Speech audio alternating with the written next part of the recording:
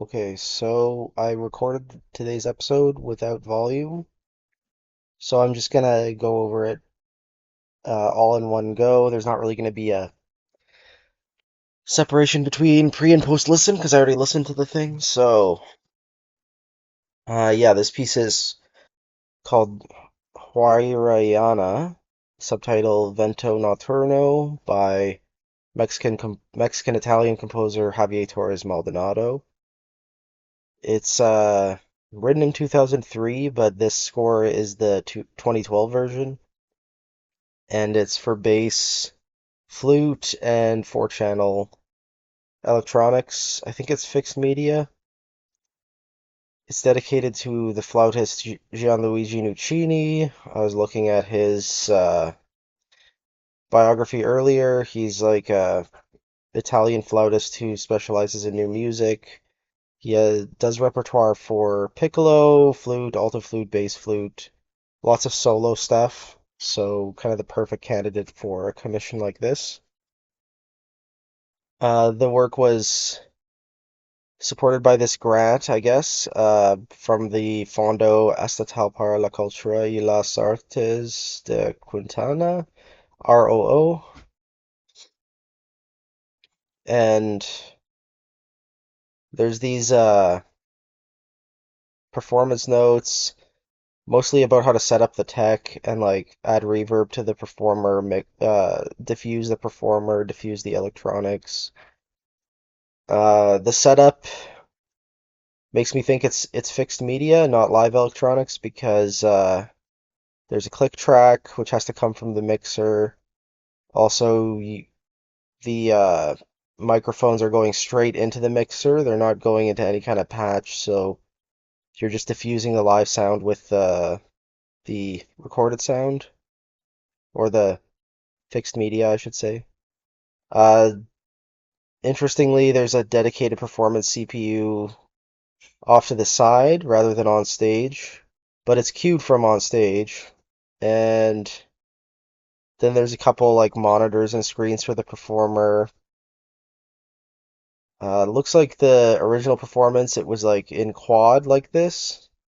You can see the speakers 3 and 4 at the back of the diagram.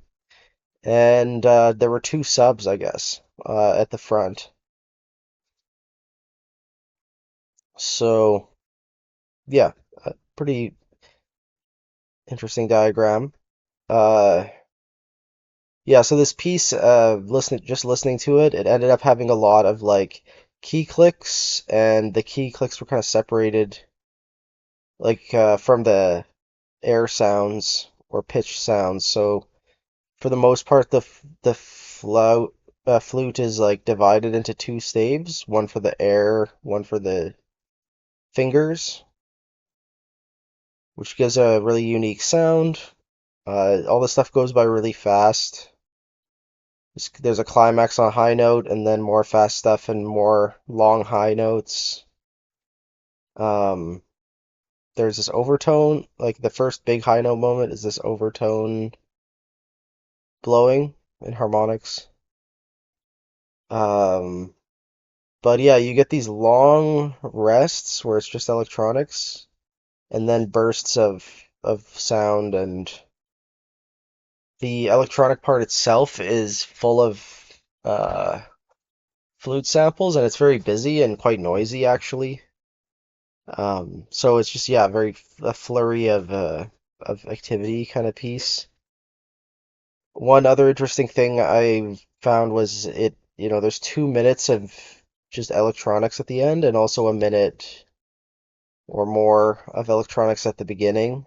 So the performer is kind of just sitting in the middle of this very extreme soundscape. I like sort of how things start to settle down towards the end in the electronics part.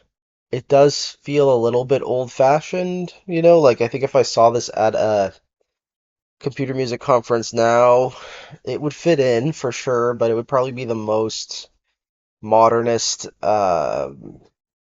virtuosic thing in the concert, and probably for very little reason, like it doesn't. I just don't see a lot of composers doing this stuff right now, especially not with fixed media. Maybe someone would be trying to get this sound with live electronics, and that's their whole practice. But yeah, I don't see a lot of fixed media stuff like this nowadays. So, um, kind of an interesting piece of contemporary music.